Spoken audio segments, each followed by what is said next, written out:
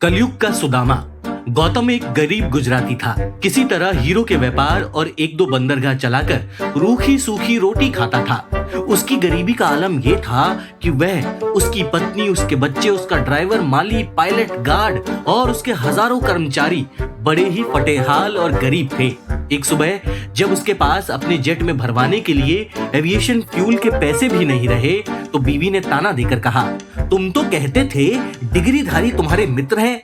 ऐसी दयनीय हालत में वो कोई राजा अपने मित्र को छोड़ता है क्या? अगर तुम्हारी ये बात जुमला नहीं थी तो जाकर उससे ही कुछ मांग लो। गौतम ऐसे तो बड़ा स्वाभिमानी था, मगर पत्नी के तानों से तंग आकर उसने तय कर लिया कि अब वह रायसीना जाकर डिग्रीधारी से मिलेगा। प्लेन की फटी हुई सीट पर ठुड्डी टिकाए वह बड़ा उदास था। प्लेन में सफर करते समय पुराने दिनों को याद करने लगा, जब डिग्रीधारी मित्र गौतम के साथ एंटायर पॉलिटिकल साइंस पढ़ते थे।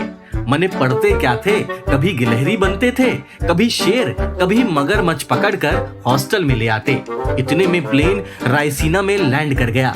महाराज, महाराज, महाराज! गुजरात से एक गरीब आदमी आया है।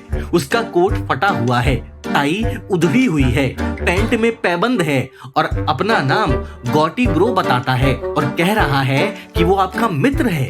Oh, Gauti bro, he is my personal friend. आने दो। आदेश पाकर संबित ने गौतम को भीतर भेजा।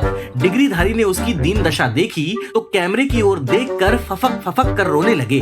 जब कैमरे का शॉट सही आ गया तो आंसू पोंछकर भगवान बोले, तू मुझसे मांगने आया है?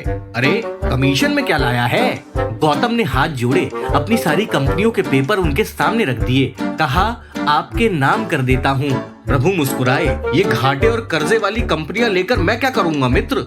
ये अपने ही नाम पर रहने दो। हाँ, कल से इसमें इन्वेस्टमेंट आए, मुनाफा हो तो समझ लेना सब मेरा ही माल है।